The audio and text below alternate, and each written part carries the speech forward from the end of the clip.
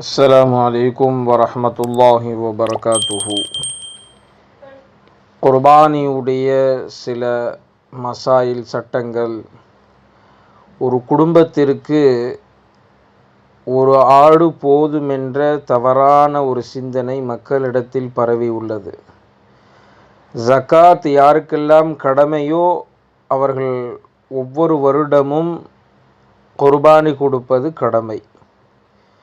ஒரு குடும்பத்தில் 4-5 பேர் இருக்கிறார்கள், ஆனால் ஒரே ஒரு நபருக்கு மட்டும்தான் ஜகாத் கடமையாக இருக்கிறது என்றால் அந்த நேரத்தில் ஒரு குடும்பத்திற்கு ஒரு ஆடு போதுமானது. ஆனால் பிரியப்பட்டு யாராவது ஜகாத் கடமையாகாமலே நான் குர்பானி கொடுக்கலாமா என்றால் தாராளமாக கொடுக்கலாம். மிக உயர்ந்த ஒரு அந்தஸ்தும் நன்மையும் கிடைக்கும். அடுத்து, குர்பானி கொடுக்குகிற பொழுது இஹ்லாஸ் மிக முக்கியமானது. அல்லாஹுக்காக வேண்டித்தான் நான் கொடுக்குகிறேன் என்ற ஒரு தூய எண்ணம் மனதில் இருக்க வேண்டும்.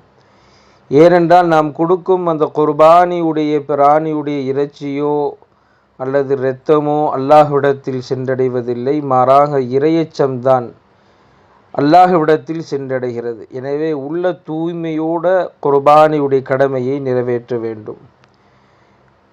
இன்னொரு மிக முக்கியமான மசாயில் சட்டம் என்னவென்றால், இறந்தவர்களுக்காக வேண்டி குர்பானி கொடுக்கலாமா? அப்படி என்றால் தாராளமாக கொடுக்கலாம். என்றாலும் ஒருவர் ஜகாத் கடமையாகி இருக்கிற நேரத்தில் தனக்காக வேண்டி கொடுத்து பின்னால் இறந்தவர்களுக்காக வேண்டியும் கொடுக்கலாம். நபிகள் நாயகம் ஸல்லல்லாஹு அலைஹி வஸல்லம் அவர்கள் காலத்திற்கு பிறகு ஹதரத் அலி ரலியல்லாஹு தஆலா அன்ஹு அவர்கள் 2 ஆடை குர்பானி கொடுத்தார்கள். அதற்கு காரணம் கேட்குகிற பொழுது, அல்லாஹுவின் தூதர் ஸல்லல்லாஹு அலைஹி வஸல்லம் அவர்கள் தனக்காக குர்பானி கொடுக்கும்படி எனக்கு வசியத் செய்தார்கள். எனவே அவர்களுக்காக ஒரு ஆட்டையும் எனக்காக ஒரு ஆட்டையும் குர்பானி கொடுக்கிறேன் என்று கூறினார்கள்.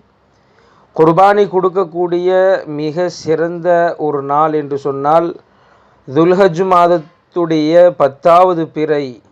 அது கொடுப்பது தான் மிக சிறந்தது. என்றாலும் அடுத்தடுத்த 2 நாட்களில் கொடுப்பதும் கூடும். மிக சிறப்பு என்பது துல்ஹஜ் மாதத்துடைய 10வது பிறையில் கொடுப்பது. குர்பானி பிராணியை சீக்கிரமாக அறுப்பது சிறந்தது.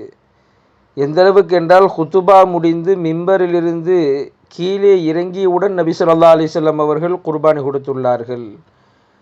குர்பானி கொடுக்குகிற பொழுது அந்த குர்பானி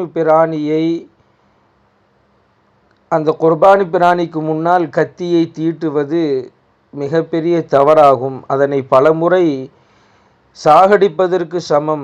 எனவே கத்தியை ஆட்டுக்கு மறைவாகவோ அல்லது நாம் கொடுக்குகிற பிராணியுடைய மறைவாகவோ கத்தியை தீட்டி பின்பு அதை அறுக்க வேண்டும். அறுத்த உடனே தலையை துண்டாக எடுப்பது கூடாது. உயிர் இருக்குகிற நேரத்திலே தோலை உரிப்பதும் கூடாது. நபி ஸல்லல்லாஹு அலைஹி வஸல்லம் அவர்கள் தடை செய்துள்ளார்கள். அறுக்கும்போது கிபிலாவை முன்னோக்கி அதோடைய தலையை வைத்து அறுப்பது முஸ்தஹப் என்று சொல்லப்படுகிறது.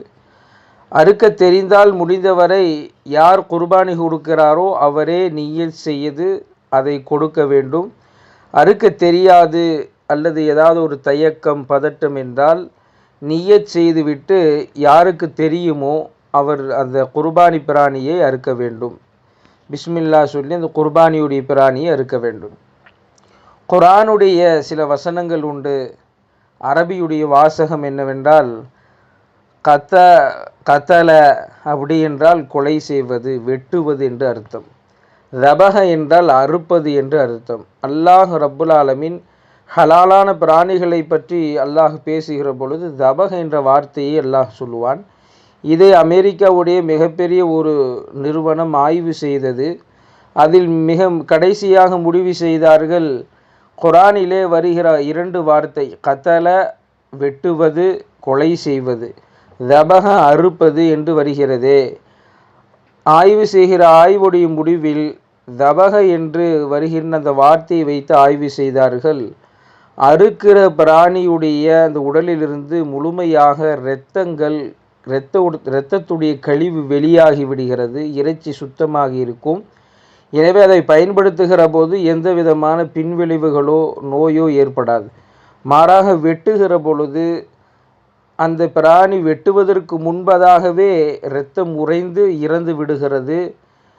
ஆகையினால் அந்த இறைச்சியை சாப்பிடுகிற பொழுது நோயும் ஏதாவது பின்விளைவுகளும் ஏற்படும் என்று ஆய்வின் முடிவில் சொல்லியிருக்கிறார்கள். எனவே நம்முடைய குர்பானி பிராணியை இஹ்லாஸான முறையில் அல்லாஹ்விற்காக வேண்டி மார்க்கத்துடைய எல்லா குறிப்பிட்ட மசாயில்களை தெரிந்து இந்த அமலை செய்கிற பொழுது அந்த அமல் இன்னும் கூடுதலாக அல்லாஹ்விடத்திலே நன்மையை பெற்று தரும். இல்லாமல் அல்லாஹ் நாம் செய்கிற நல்லமல்களையும் குர்பானியும் அல்லாஹ் ஏற்றுக்கொள்வானாக.